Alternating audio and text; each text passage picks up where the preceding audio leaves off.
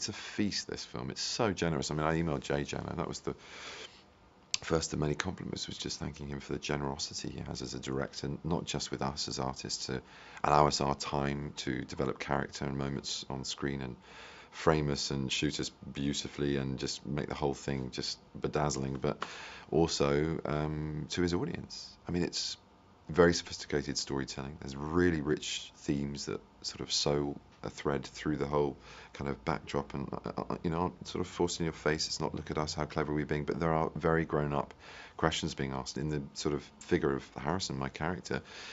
A very ambiguous relationship to what is generically a bad guy. Yes, he's kick-ass, yes, he's powerful, yes, he's manipulative and very devious and extraordinarily adept at doing what he does.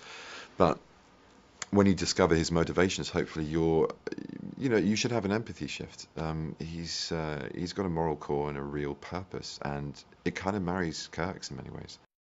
It's extraordinary. I mean, normally as an actor you get very self-conscious when you're watching yourself and you're in your own audience. It's a very peculiar, surreal experience, and I'm always uncomfortable about viewing my work anyway. But with this, there is so much going on around you, and even though your imagination has to go there on the day to try and contextualize your environment and how to respond to that as an actor, actually with JJ there's an awful lot of real environment. There's a lot of live action, which is on the ship, which was a huge set, or various other locations. But you really, in the background, you don't know how sophisticated and brilliant and rich and beautiful the imagery is going to be, and it just blew me away. It really did. So even in the scenes where I was in kind of going, oh God, it means sort of carrying a little bit, I could really distract myself by just getting lost in space, and Earth's never looked so good as well in 3D IMAX. I mean, it's great. It is the way to see the film, and it's a cumbersome thing to kind of do on the day, but my God, it's up there on the screen. It's worth every moment of wait and patience on the day. Listen, I'd be very heavy about, the kind of rich detail of the psychological portrayal of the character, but at the heart of it as well is a 10-year-old inside me going, yes!